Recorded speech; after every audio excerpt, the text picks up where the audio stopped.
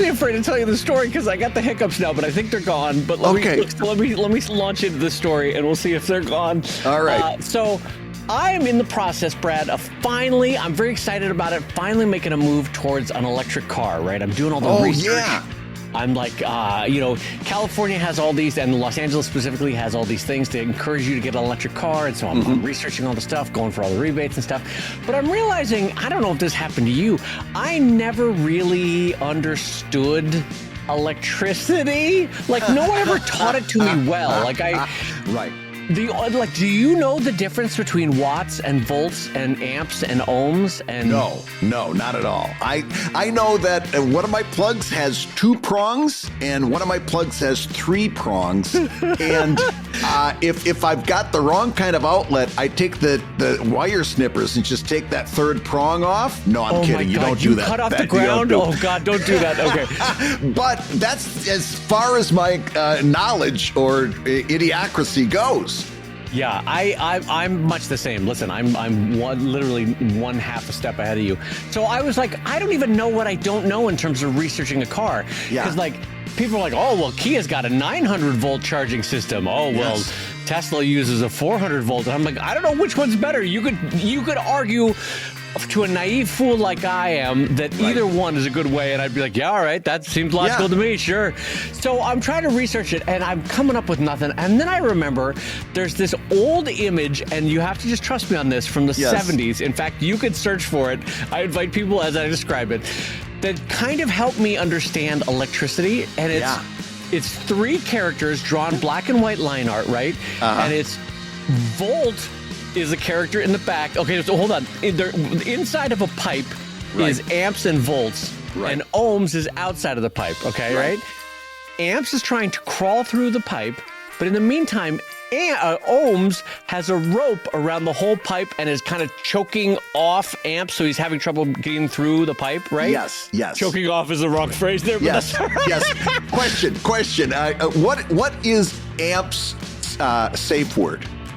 Well, I'm getting to this. Hold on. You're jumping the gun on my joke. So then volts is pushing amps from behind, trying to push him through the pipe, as ohm is trying to choke the pipe and restrict the flow, right? Right. And the idea here, I guess, is that volts are the force behind the flow of electrons, right? Okay. And then the rate at which the electrons are flowing, that's the amps. And then the resistance to the flow of the current is ohms, right? So ohms is tying it off, and then amps is trying to crawl through, and volts is trying to push it through. Yeah. And so anyway, when I first saw this a decade ago, I was like, oh, this is a helpful image. And so I just I remembered in the back of my head, whenever you need to understand electricity, look for this image, right? So I Google searched it, and I shared it on Blue Sky. I was like, I don't know what the electricity is into, but this is some weird stuff, right? Yeah. And David Malky of Wondermark challenges me. He goes, hey, I challenge you to redraw that in your style. Yeah. And I said, you know what? It's midnight. Sure, I'll do it. Why not? I'm going to redraw it in my style. Give me 10 minutes. So I then tweet the image, and I'll be damned if I don't have a lot of fetishists retweeting this. Brad, what have I done? What have I done? God. What world have I stumbled into, Brad? I cannot tell you how proud I am. This is your first step into the dark side. You're going to be doing Sheldon After Dark before you know it. This is wonderful. No. But, holy hell, I was like, wow, this thing's getting a lot of love and a lot of retweets, and I'm looking at, yikes, what have I done? What have I done? Oh, God. And so that is, Brad, I just want to take a gentle, slow bow and say that is my first foray into the world of Brad Geiger. Wow. Trying to redraw electricity diagrams and coming up with a lot of fetishes, I guess. I can't wait to see what happens next. Oh, I'm horrified. On that note, friends, I'm going to say hello, everybody, and welcome to Comic Lab, the show about making electricity happen and making comics. And getting a charge out of making a living from comics. I'm Brad Geiger, the editor of the Webcomics Handbook on Substack and creator of Evil Inc. And I'm his pal, Dave Keller, cartoonist of Drive and Sheldon. Happy that my hiccups have gone away. I'm also the co-director of Stripped. And this week's hour of, comics advice is made possible by your support at patreon.com/Comic Lab. So Dave, let's talk comics. Let's talk comics, my friends. We have a big show for everybody. And I will say, by the way, I am no further along, Brad, in understanding electricity. I think I'm going to learn just enough to be able to talk to the electrician about installing the charger, and then I'm literally going to forget everything again. And then for the rest of my life, I'm just going to plug my electric car in, and that's that. I'm not going to know. I'm not gonna know most what's happening. people. Yeah, exactly. Because really, don't you do that though as a life strategy? You learn just enough for the event. You get through the event, and then you're like, and now I will never remember this event again, like the details of this event again. Yeah, I'm even worse. I learned just enough just in time. Like I went to get my real ID this week, and my wife is like, well, do you know all the stuff that you need to take with you? And I'm like, yeah, I know. The morning before, I was reviewing, and of course, I kind of knew what I needed, but I was like reviewing what I needed, where I needed to go, what time it opened, like an hour before I had to leave. So it's not only just enough, but it's just enough and just in time. Yeah, that's me with packing. My wife is always like, we got days, pack ahead of time. I'm like, no, the flight's in 10 minutes. I'm just in time, just enough, just in time. I'm with you on that, Brad. But anyway, let's jump into our first question that comes in over at patreon.com/Comic Lab, where people are running, not walking, to join us in the fun community of Patreon. And the first question comes in and says, hey, Chuckle Bros, love the podcast.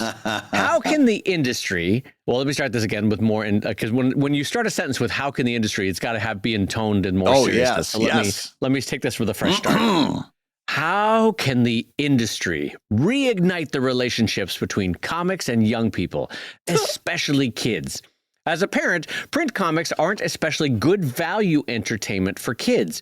Dollar for dollar, video games are better value as measured by engagement time, presenting a scenario where kids aren't developing a relationship with the comics medium.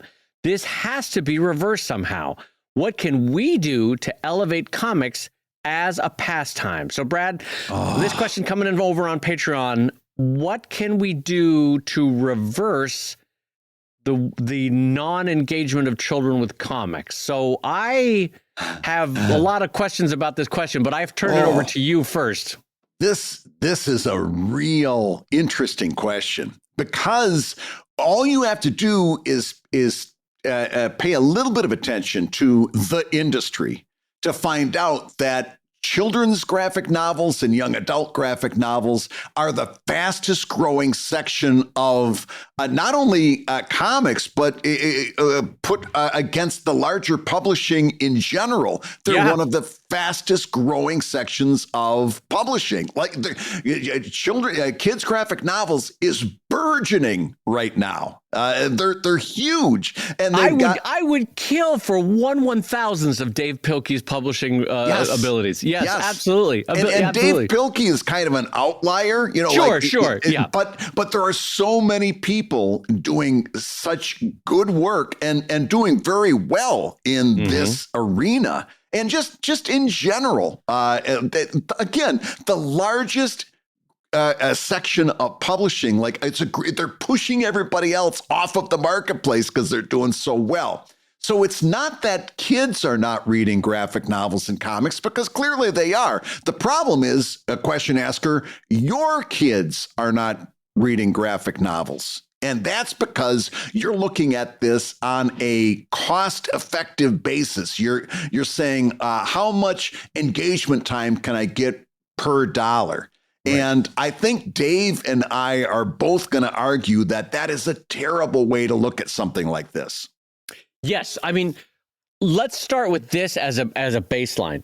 I will agree with you as a fellow human being and a consumer. Yes. That if I have a choice between taking two people out for a $40 movie or buying a $40 video game. Yes. There is no question that the hundreds of hours of entertainment that we'll get out of the video game is a great value proposition. I agree with you as a fellow consumer and as an adult, but I disagree both as a parent and as a comics aficionado that the value of comics can be put as a one-to-one basis purely by time as an expense. Yes.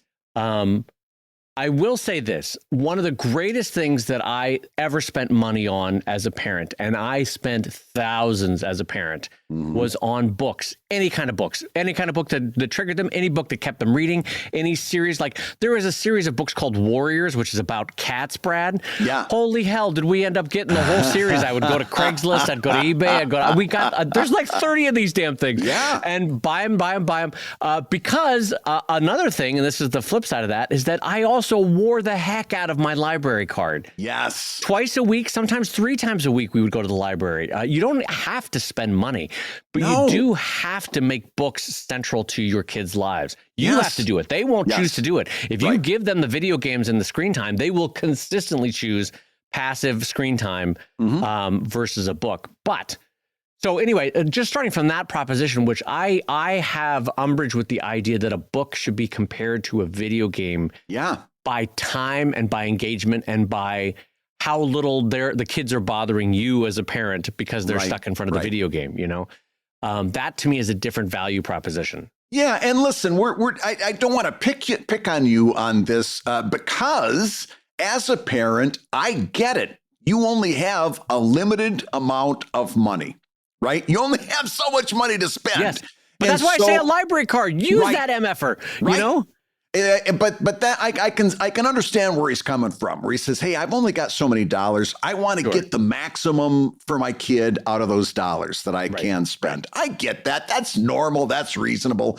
But there are other ways. Number one, like Dave said, you do have to, as a parent, kind of encourage that because reading is important. Those things that are happening in your brain as you're reading, that's important stuff that happens for the quality of your kid's life moving forward. Not only knowing how to read, but the imagination that sparks, the quality of that kid's life. Empathy, Brad, the empathy as a human being and stepping into different lives through a book. Yes, absolutely. So reading is important, and it's worth that effort that you're putting into. Yes. Even though, listen, we've all had that experience where we went. The Scholastic Book Fair was at our kids' school. We picked up a book. We got back in the car, and the kid was done reading the book by the time you got home.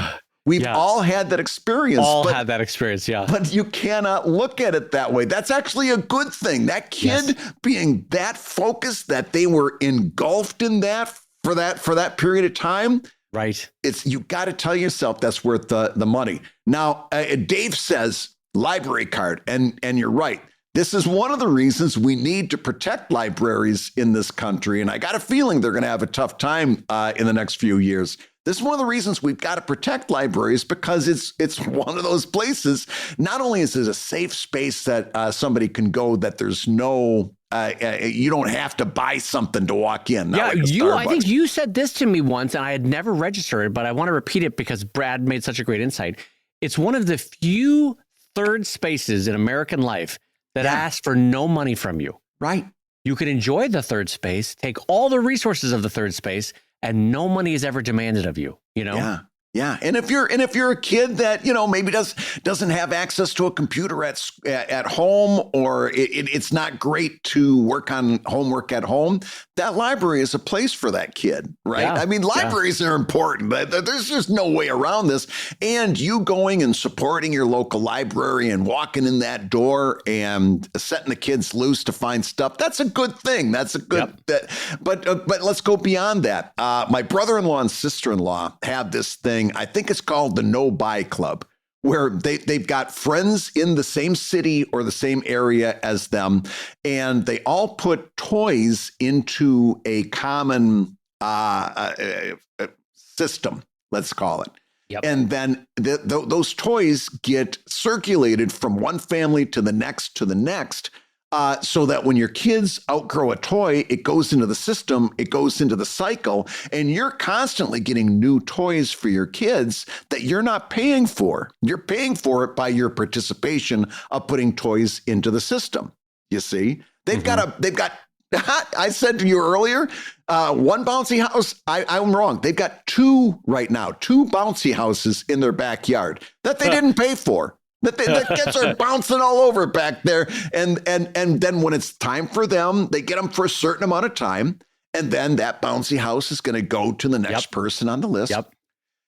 You can do the same thing with a group of parents at your kid's school or in your neighborhood. Absolutely. You can say, hey, everybody, we're buying these books and that's great and that's wonderful. Why don't we have our own little book circulation thing where we each put a book into the pile and then everybody takes what they want or it gets circulated? You could also do that. I get the idea of wanting to maximize the bang for your buck. I totally get it. But for you to assume that means that the comics industry is failing to reach kids, you're just not paying attention. There's a lot of economics out there that are telling you that this is going just fine. The problem is you're not participating in it. Right.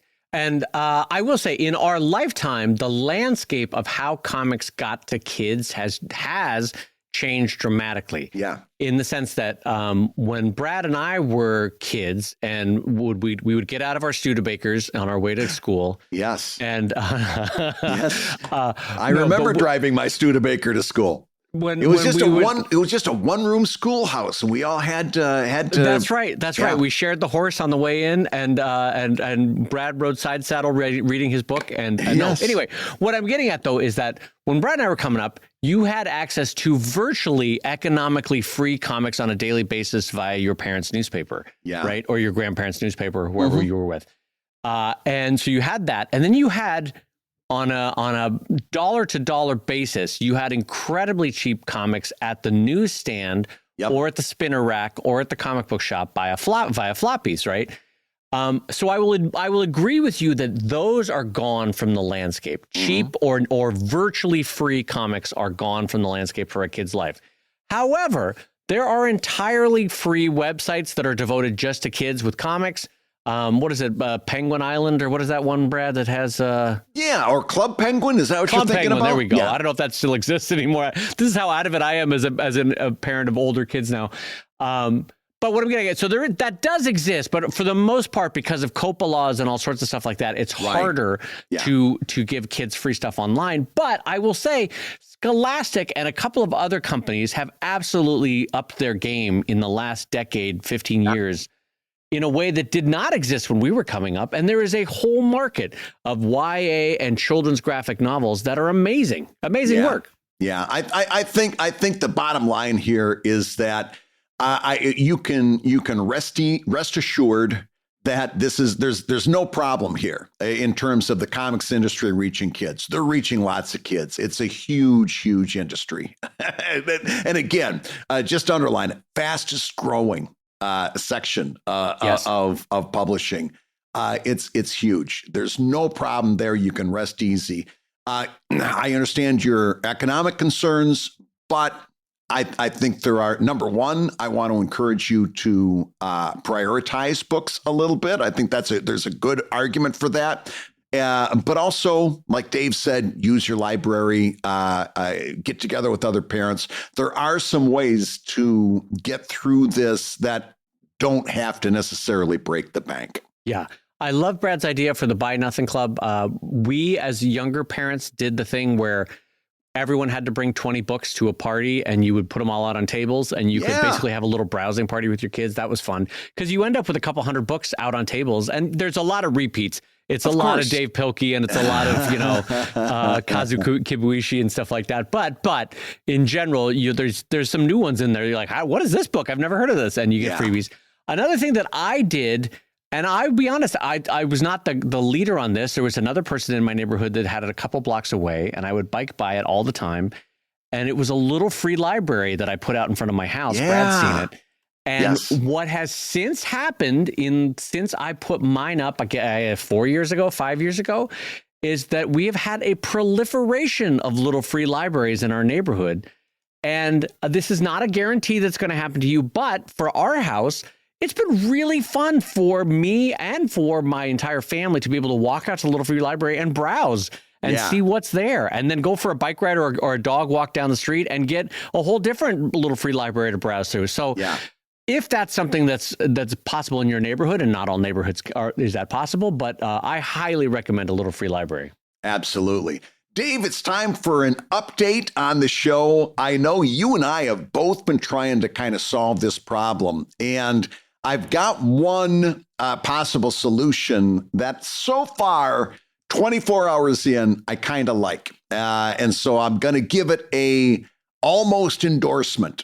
Okay. Okay. Because there's one thing they need to do that is really egregious in my opinion, but I'll tell you what I'm talking about before I goes too far down that line. We both are seeing really, really strong results on Blue Sky. Yes. Okay. And Blue Sky is in a really unique space right now that it is hard to ignore. And I think it is dangerous to ignore. So I've already and I don't know if I'm burying the lead. You and I both deleted all of our Twitter accounts over the weekend. It was great. It was great. There's a script out there. You can find it, how to delete your tweets. And it took me a solid hour to delete all of my tweets going back 16 years. Yes. Deleted all of it, just wiped it out because I didn't want it on that site anymore. I was not comfortable there. And not for nothing, I was getting no benefits out of it, right? We've talked about that before with our Kickstarter numbers. It was like Twitter wasn't performing anymore. It was time to put it out of its misery.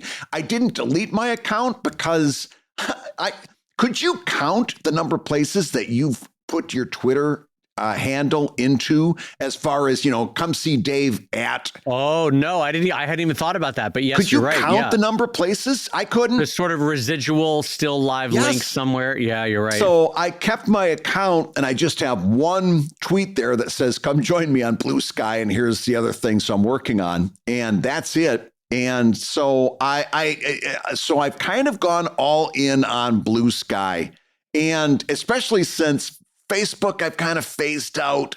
Facebook, I get so little out of it that I keep forgetting to post there, which I should probably just tell those people, okay, just come to Substack or Blue Sky and we'll be good.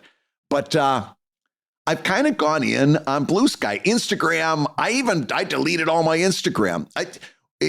Facebook, Twitter, and Instagram are two of them I've deleted entirely, and one of them I don't even remember to post there anymore. That's a weird place to be for people like you and me who have been doing this for nearly 25 years. Yep. That's a weird place to be. Some of those sites were a near daily, if not multiple times daily visit for years on end. Yeah. Yeah. Well, the multi part is what I'm coming up to. So I've kind of gone all in on Blue Sky because I'm very enthused by the engagement that I'm seeing there. And the first thing you and I looked for is, how do I schedule posts? Because if we're going to do this, especially during this time, this is a golden period right now. During this time, we want to maximize this moment because engagement through the roof. Audience building on Blue Sky because of the starter packs and so forth. The audience building is amazing. It's great. The response I'm getting from stuff that would have just been like, oh, here's the comic, great. I'm getting I'm getting shares, I'm getting comments, I'm getting likes. That happens in social media once in a blue moon, and it's not going to happen forever on Blue Sky. This too there will have be an a enshittification eventually. Yes, and maybe even like in the course of months or a year, this level of engagement is not going to last. Dave and I have been doing this long enough to recognize what's going on Blue Sky and to realize that this is the time to really lean in hard, because it's not going to be this way forever. We've seen it. We've seen this before. These are the salad days of a new social media set. Yes, it's the golden period. So the first thing we look for is how to schedule. And man, we found very little in terms of scheduling. I finally started experimenting with one that I like with an asterisk, and that is software called Buffer, Buffer.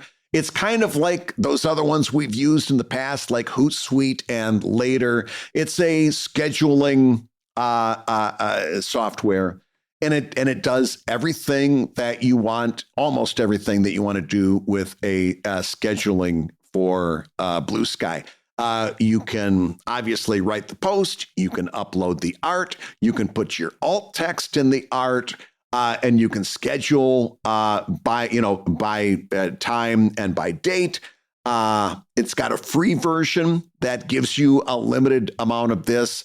You're going to max that out very quickly. How limited is the limited free version? Do you know? Looking at their free plan, you can schedule up to 10 posts per channel, and you get like a channel for Blue Sky, a channel for if you want Facebook or whatever. So you can make 10 posts per month with the free plan. Oh, yeah. That's good to test it out, but you're right. Not enough to, yeah. And they give you a 14-day trial period, which is plenty of time. But as you can see, you're gonna bump up to their essentials package very quickly. For the record, that's $6 a month per channel. So like I'm just using it for one channel, which is Blue Sky. So $6 a month, I get unlimited posts and all those other things, including organized content with unlimited tags, detailed post analytics, custom report, hashtag lists, engage with comments on Facebook and Instagram. Well, that I don't care about. So $6 a month, to allow me to schedule updates and posts on Buffer, not bad. I'll pay $6 a month. The only thing it doesn't have, Blue Sky, by the way, Blue Sky is really, at least from my purview, turning into a really good community in terms of, you see a lot of people saying, you have moderation ability in your Blue Sky. In other words, if you don't want to see suggestive images or certainly naked images or gory images. Or Dave drawing electrical stuff. Yes, or Dave drawing electricity. You have moderation tools and you should use them. That's fair. Right. And it's also incumbent upon people like me who might draw something that's somewhat suggestive and post it. Being a good faith participant in the community, make sure that I label that as being suggestive or having nudity or gore, which isn't my thing, but I label that so that the people who don't want to see that or don't want to be looking at their phone in church and having, After Dark showing up on their screen. I get that. I get that. Shouldn't be looking at your phone in church, but that's between you and God. So I label anything that might be suggestive. The one thing Buffer doesn't do is I'll enable you to do that. Also, you cannot upload a video to be posted to Blue Sky. Buffer lacks that ability at this time, and you may want to take that into account before you make your own decision. Oh, shoot. That's a bit of a deal breaker. Although I will say they've been very, very responsive. I've had two little things that I've escalated with their support team. Very responsive. They seem to be good people. But I said not being able to label is a deal breaker for me. And going further, when I was looking for schedulers, there's a handful of other companies, software packages out there that do schedule, including Blue Sky. So if I've got to give them a quasi endorsement with an asterisk. Gotcha. No, I appreciate that caveat. Yeah, that's a totally fair caveat. That's important. I always love between you, me, and the wall. I always love the customer service for clearly a company where it's like, oh, who did the programming? Greg. Oh, who's doing the customer service? Greg. Oh, who will implement this change that's being requested? Greg. Like it's clearly just one person, and they're like, "Oh yeah, we're on that. We're happy to thank you for your feedback." Yeah. You think you're talking to a whole team, and it's just Greg. But yeah, it's Blue Sky. By the way, much the same. The whole company is only 20 people right now. That's amazing. Yeah, and as of this recording, they are at 21 million. Based on their growth, they're growing about 750,000 to 1 million people a day at the moment. They're definitely on an interesting exponential curve at the moment. And so by the time you're listening to this, I can imagine that they are near 35 million. And so That's starting to easily. get to be real numbers. I mean, like, Twitter is what, 200 million people, Brad? I forgot. That sounds right. That sounds accurate. But you and I both know that network is riddled with fake bots and with non-existent accounts. It's got Dave Kellett that's a now vacant account, a Brad Geiger that's a now vacant account. So a lot of those numbers on Twitter are inflated. You can feel it on Blue Sky that the engagement is real and it's genuine and it's people talking again. I'm not kidding when I say it feels like early Twitter. I know that I have drank the Kool-Aid, but I'm genuinely excited about Blue Sky. Well, here's the thing. Let's talk about this real quick because it's come up. It's come up in the Discord. It's come up on social media. And it's a person that says, basically, I've seen this in a lot of places. Sure. I just don't have the energy to start a new social media platform, right? I just don't have it in me. I've been burned before. I don't have it in me. And I get that. You've heard this before. You've heard it all before and you've heard it on this show before. We've been very enthusiastic about different social media platforms that we really thought were taking off. You heard us get very, very enthusiastic about Threads for about a week. For about a week, yeah. And then we course corrected on that very quickly, but for about a week. Do you remember the 1 day period where we were excited about Be Real? Remember that? Yes, the 1 day period? And then 24 hours went by and we're like, I hate this. This is terrible. We made that our headline topic. So it's like the name of the show is Be Real or whatever. And if there's one show that I could take out, like just nuke it from orbit. It's good to show us going down the wrong path. Do you remember that time? Do you remember that time that we were really, really enthusiastic about Mastodon? Me either. But anyway. Because guess what? Mastodon ain't it. Yeah. But listen, I'm saying I hear you. I get it. But I want to encourage you to work through that a little bit because my concern for everybody here is, again, like I said earlier, this is not going to last forever. And if you sit on your hands, I go back to Instagram, which at one time for a lot of people was very powerful, like years ago. And I remember Chris Hallback dropping me a line and saying, hey, there's stuff happening on Instagram right now. You need to be there. And I was like, I don't want to start a new social media platform, blah, blah. And I sat on my hands. By the time I finally did get around to putting my stuff out there, the moment had passed. And yes, I could still operate on that platform. I could still do this. I could still that. But I had missed the opportunity to build this huge audience base and then go forward from there. I was playing, in other words, I was playing catch up the whole time, and I never really did catch up. Right. And by the time you caught up, Instagram had slowly been throttling the ability to do certain things on that platform. And it just became the utility decreased and decreased and decreased. It was the ohms to your amps, Brad, just slowly tightening the rope as you were trying to crawl through the pipe. Yes. Yes. How can I forget the ohms to my amp? Yeah. But yeah, this is a moment that I think you need to, I think you need to be here. And here's the other thing. If I get, social media fatigue is a hashtag and everything, but here's the deal. This is what it means to be an independent cartoonist. This is what it means to be in webcomics. It's kind of the deal. Yeah. This is what you signed up for. It's not, you don't get to be complacent. And this Blue Sky thing, in another 5 years, we're going to be talking about doing the next thing and learning the next thing and figuring out how to survive in the next thing. This is our life. This is what we mean when we say you have to keep your head on a swivel. Yeah. And you have to keep watching peers and professionals and see what they're doing because things change. When Brad and I started doing web comics, it was web rings and we had to be all about web rings. And then we had to all get into t-shirts because that's where the money was. Yep. And then we had to get into advertising because that's where the money was. Yeah. And then we all jumped into Twitter because, hey, this is a great way to reach new people. And by the way, it was. And then, you know what? Things fall apart. And so did Twitter and Instagram and Facebook and MySpace and LiveJournal and all that sort of stuff and Tumblr.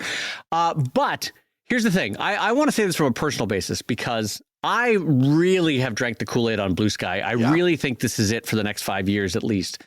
And I want to tell you that you have heard me for at least a year saying we're in a liminal period, just tread water. We don't know what the next thing is yet, right? Something's coming. We don't know what it is yet. I'm here to tell you, and I've tried to tell you in the last couple of weeks, Blue Sky is it. Blue Sky is the thing we've been waiting for. Yeah. The links out are ever present and amazing. The engagement is fantastic and not super algorithmically driven, which is lovely. The timelines are as you want to set them. The interaction is warm and genuine. So far, the bot activity is small. There is bot activity, but it's small. And here's the thing, the moderation is great. You block somebody you never see. You can block your tweet, for example, from being retweeted in their feed. It stops all sorts of bullshit argumentation. It's great. I love it. I'm telling you, Blue Sky is the one. Get rid of Tumblr. Get rid of, no one's using Tumblr anyway. Get rid of Twitter. Get rid of Instagram, get rid of Facebook, just do Blue Sky. If you're like the person Brad was describing saying, I have social media fatigue, get rid of the other ones. They're not really performing.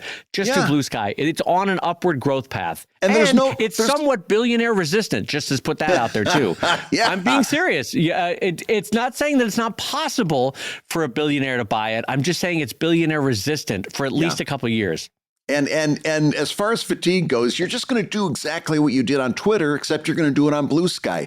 And yes, I know that you're starting from square one in terms of audience, but this is like the Blue Sky silver bullet. Those starter packs.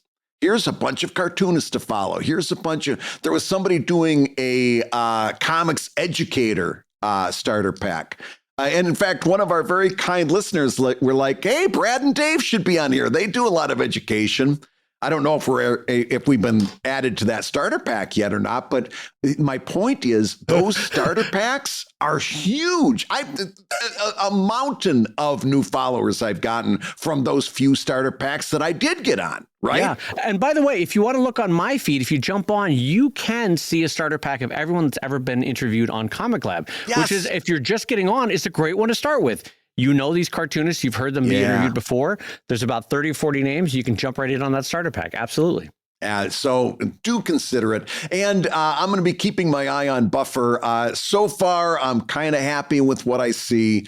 I'd love to see those content labels get added soon. But in the meantime, I've been, for the last 24 hours or so, I've been doing a lot of scheduling because, this is the time to do it. This is the time to lean into that content. And so far, I kind of like what I'm seeing. And I will put one last thing out there in terms of redescribing the network effect, which is there's a certain growth path that networks start to have as these connections start to solidify and become more concrete. And I will just say this about Blue Sky in a way that Mastodon never had, in a way that Threads had, but only in a fleeting use of a couple of weeks and then everyone ghosted on it, which is all the cool, interesting culture makers are jumping onto Blue Sky like a hot pan of butter. I don't know where I was going with that. But what I'm saying is, though, is that you can feel it, that all the interesting culture makers are on Blue Sky. You genuinely can feel it. And so that's why, unlike Mastodon, where Brad consistently said, this ain't it, Blue Sky is absolutely the new social media platform going forward. Hey, if you're listening while you work, take a minute to stand and stretch. And while you're doing that, we're going to tell you why you should join us on Patreon. When you do, you're going to get hours and hours of podcasts that we've recorded just for backers. And exclusive Patreon posts that go even deeper on Comic Lab topics. And access to our exclusive Discord server, which is a thriving community of professional cartoonists. So you can support the show you love and get tons of actionable resources for your own cartooning. And listen, if you can't swing a pledge this month, we get it. no worries. Yeah, listen, you can still support the show by rating us wherever you get your podcasts. Just leave a 5-star review and a few kind words. That, along with mentions on social media, is incredibly helpful. Now, everybody, let's talk comics. All right, Brad, well, our next question comes in over at patreon.com/comiclab and says, hello to both of you. Firstly, a big thank you for your years of service. I was a big fan of Webcomics Weekly, probably the best 4-character sitcom never made. But thank the Lord for Comic Lab, the Frasier spinoff, if you will.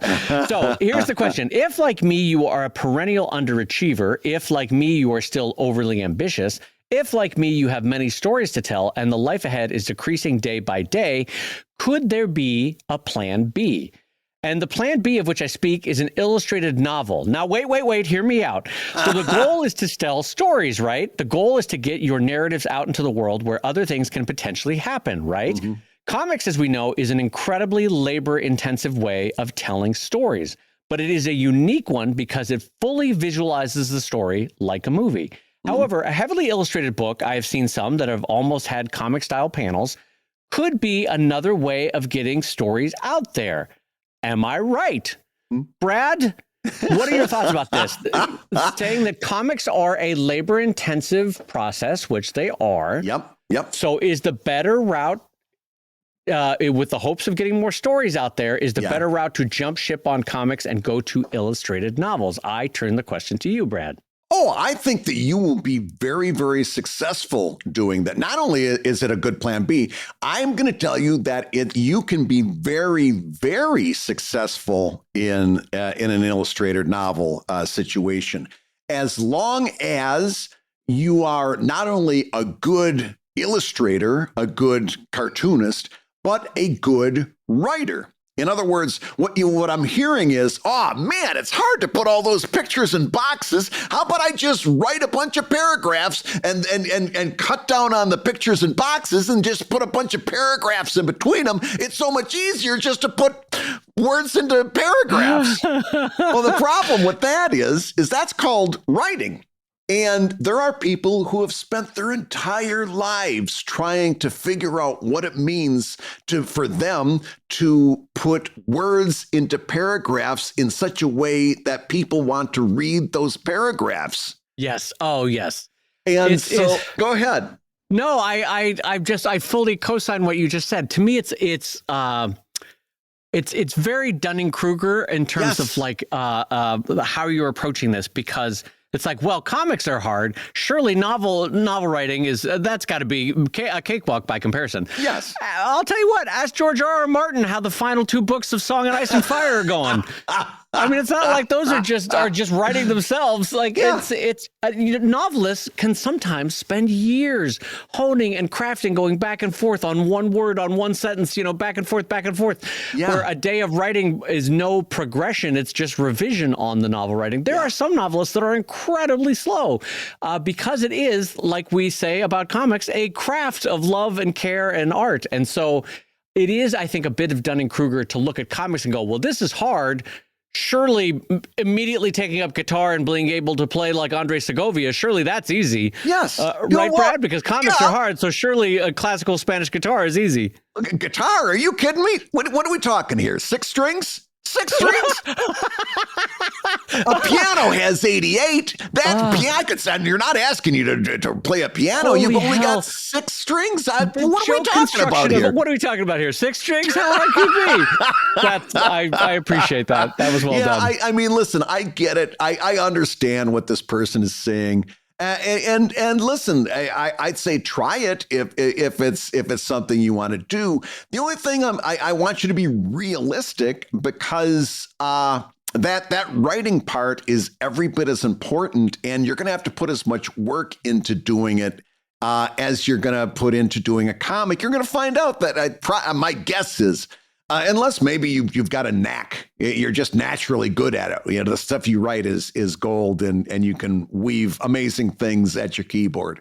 You're going to maybe find that this is not saving you that much labor, or you're not going to be as successful because the writing it takes as long to learn as it takes to do a good comic. You know what I mean?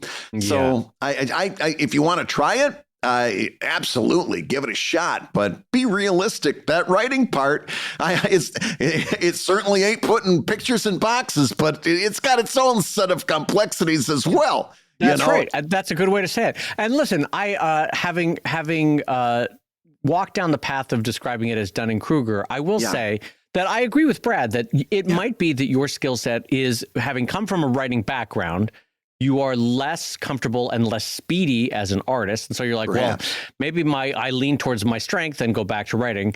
That is absolutely a possibility. And frankly, I personally love the idea of illustrated novels, especially some of the ones for the YA market that have come out in the last few years. It's really a fun way to help reluctant readers get into a book that they find a little more emotionally comfortable. And I've seen some even for adults, not as many for adults, but I've seen some for adults that execute it well. I like the format.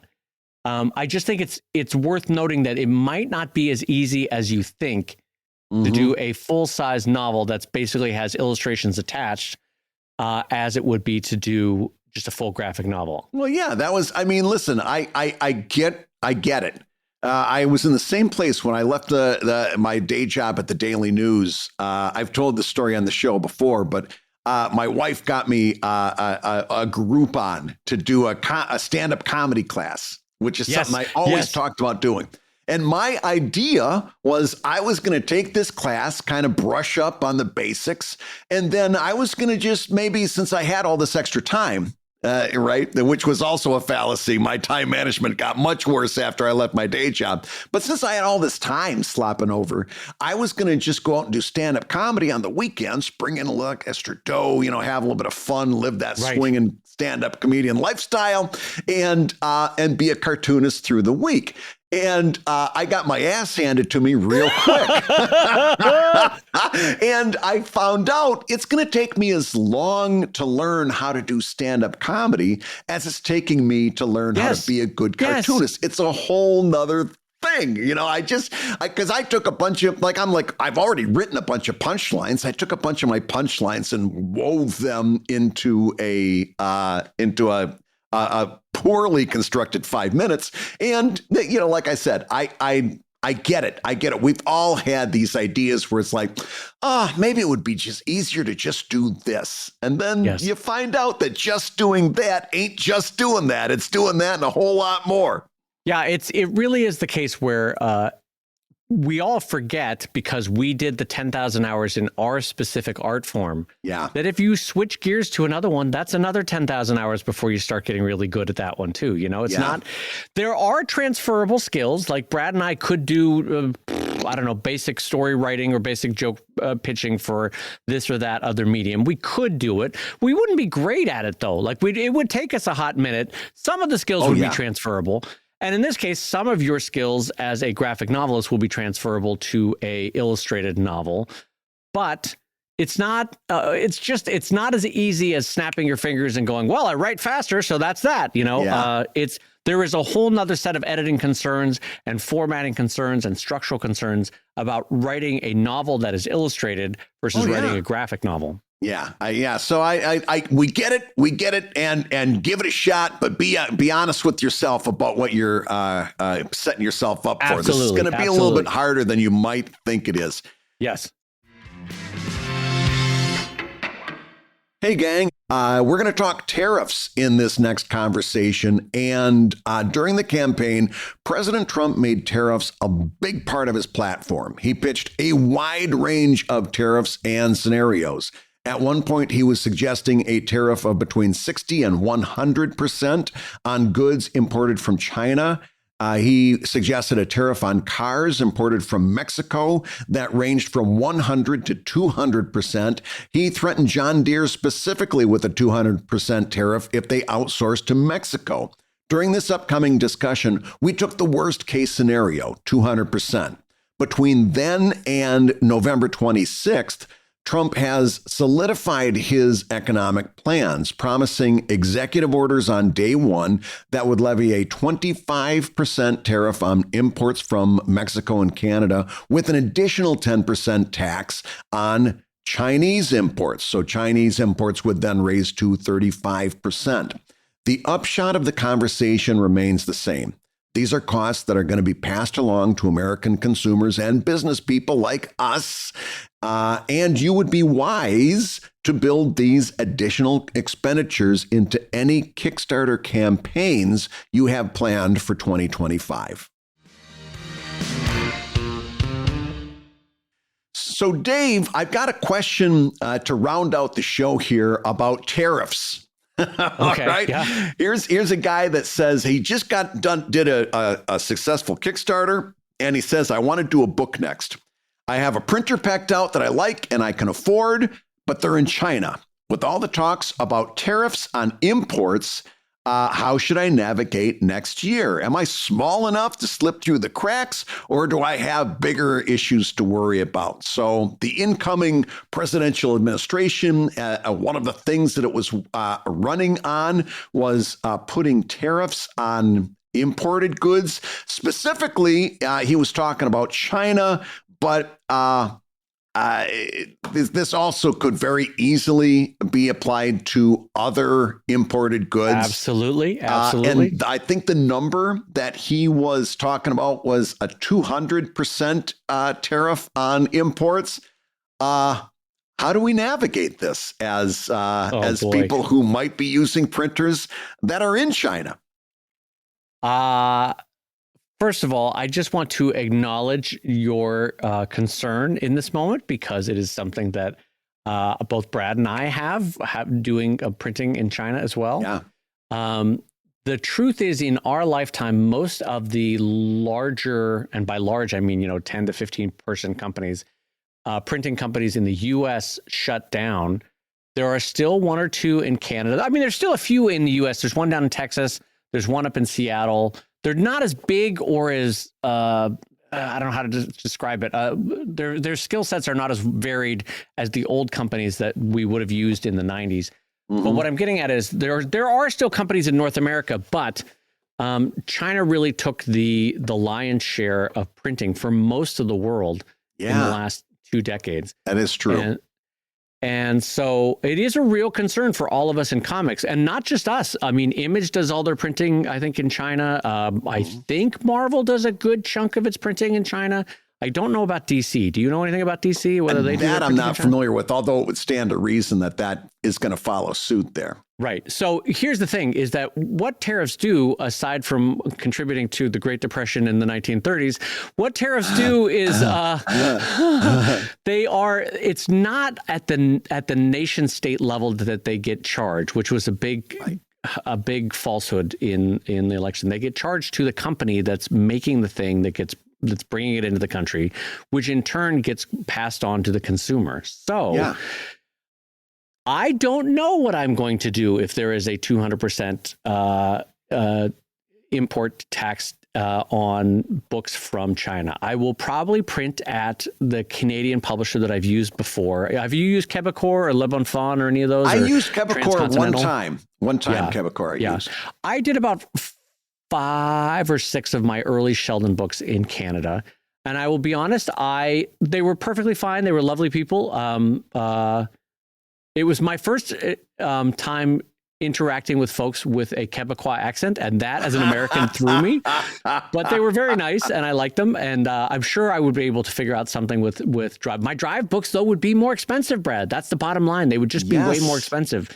And so this is the sort of trade-off that you have to go through with something like this. How would you, I mean, Brad, first of all, should we describe what and how a tariff is first before we get into the discussion of how to approach it? I think that might be a good idea, because here's the thing. I think the idea of, I'm going to put this tariff on a Chinese manufacturer and then they're going to have to pay that is number one. That's not how economics works. That's not how business works.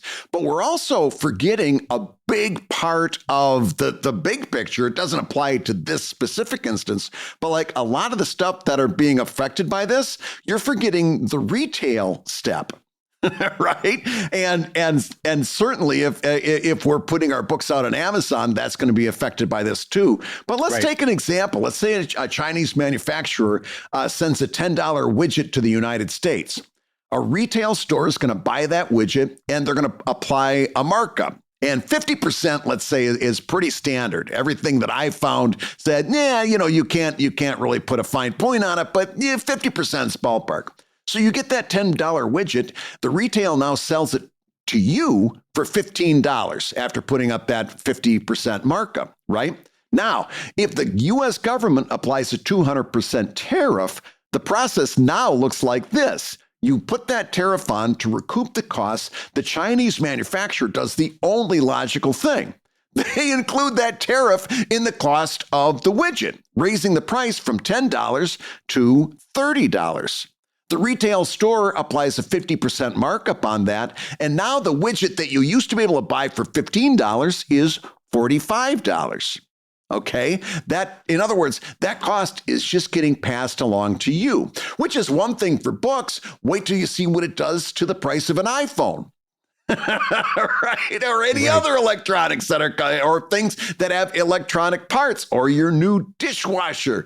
This is going to be something that could have some real devastating effects. Now, how are you going to handle that as a small publisher?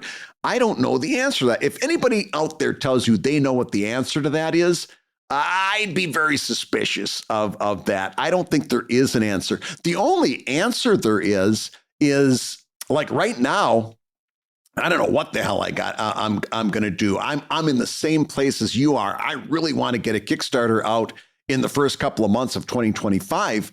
And I don't know whether that tariff is going to be applied. I don't know whether there's going to be a grace period. Mm-hmm. Nobody knows this. No one knows how that's going to go.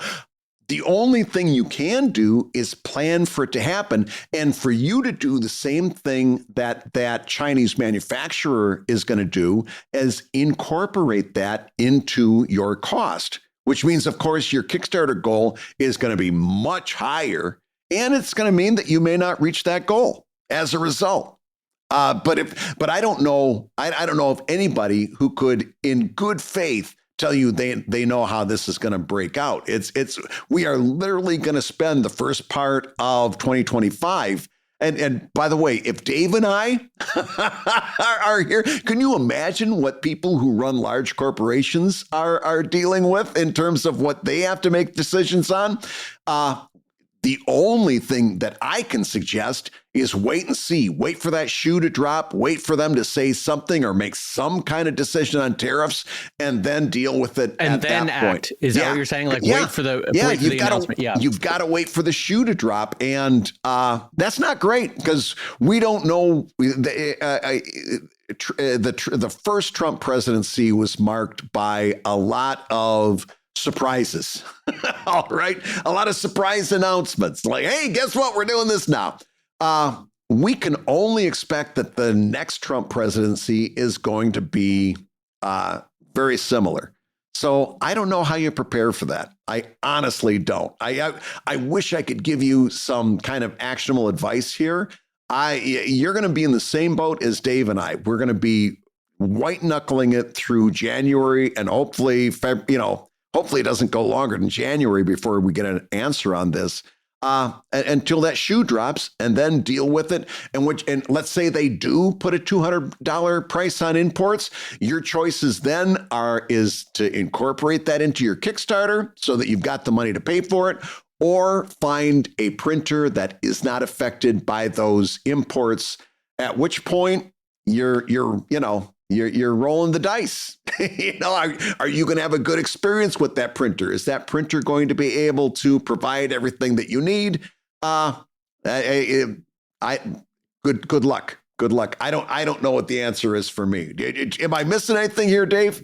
No, that is the honest advice that we have to get is sort of a wait and see, because we can't plan for it. Right. I have a very large book shipment coming in probably either at the tail end of December or the middle of January 2025. And I don't even know if those tariffs are going to be retroactive for January, if the IRS can push it backwards. I don't think they can, but I don't know. I don't know enough about how that would work. I could see that happening where they could say, anything in the calendar year of 2025 is now has a retroactive tariff on it. I will say that in general, you had a part of your question. You said, am I too small to slip through the cracks? Yeah. Usually no. Customs Right. Customs has gotten better in the last decade. Every once in a while I could have slipped through the cracks back in the day with a small pallet on a small cargo thing, but no, I don't. In general, no. They catch everything now that's coming through, which is good. It's good. You want that for an economy. Yep. And honestly, I've never had a problem paying what is normally an 8% tax on importing my books. But again, like Brad, I do not know how to prepare or how to warn you when there is a bomb thrower making the decisions. And so I don't know what to advise you of in terms of until it is instituted, which way to go.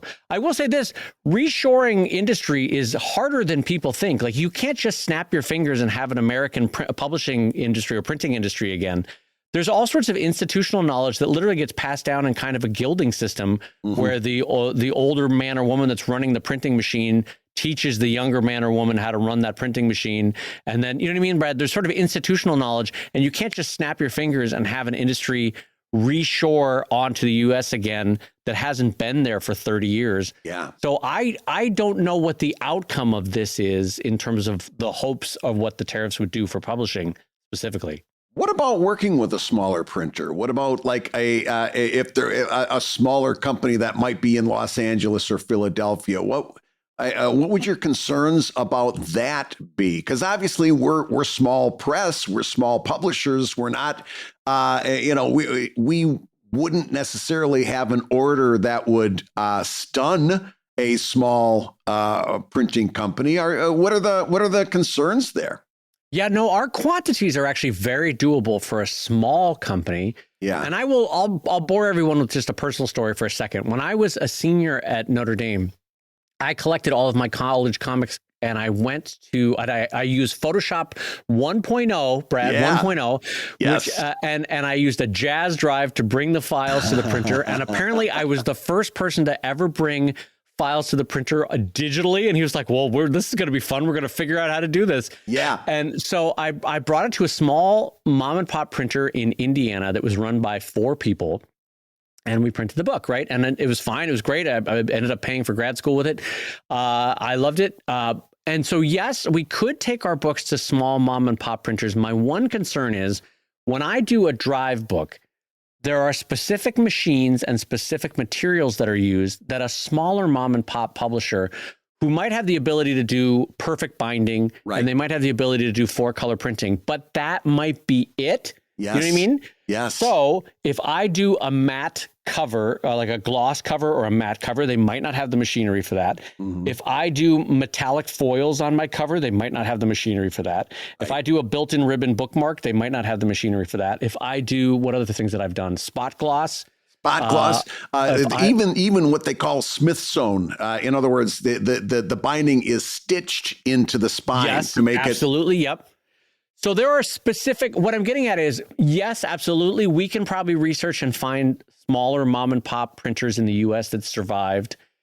But I don't know that they're necessarily going to have the machinery that I would need to do what I've been doing in the past for drive books. So again, this just goes back to, I don't know. I don't know what I'm going to do. I am with this question asker in this boat about not sure what my next step is, Yeah. Well, good luck. One thing's for sure, as this goes forward, we'll be talking about it more and more because it's going to be a big impact on self-employed artists all throughout the United States.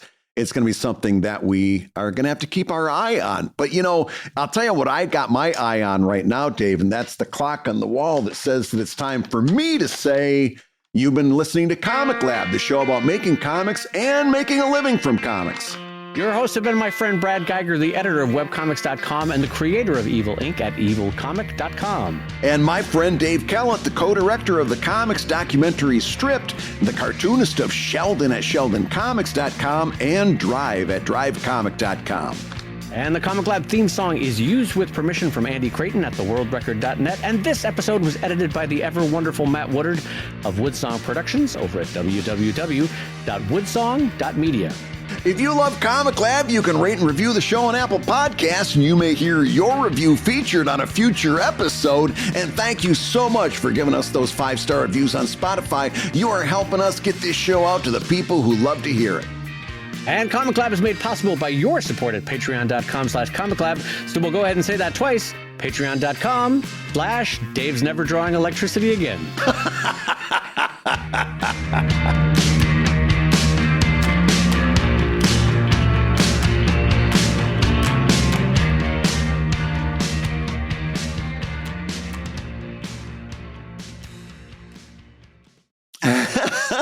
What'd you have for breakfast? A lot of coffee. That's it. I don't know. Do you eat breakfast? Are you a breakfast eater? Not generally, no. It's the most important meal of the day. Oh, for God's sakes, Grandpa, slow it down over there with the life advice. I always have a little sausage, a couple of fried eggs, a cup of coffee, maybe a hash brown or two. It's a nice balanced breakfast. Oh my God, I can feel your arteries hardening on your behalf. That was the most Midwestern breakfast description I've ever heard. Well, what I do is I go out and I personally slaughter the cow, and then I like to eat its kidney and its liver, and then I make the remaining meat into sausages, and then I have 14 eggs, and then it's a heart smart way to start my day, like we do in Michigan. Did I ever tell you about Grandpa Geiger? No, what's that? Grandpa Geiger, my dad's dad, which makes him my grandfather, was a farmer.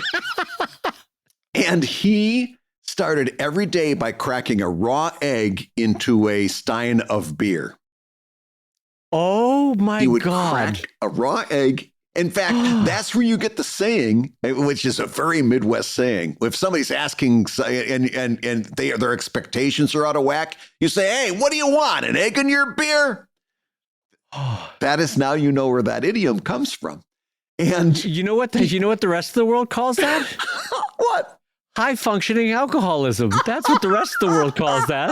He started every day by cracking an egg into his beer, and he lived to the ripe old age of 41. Yeah, that'll do it. That'll do it. Oh,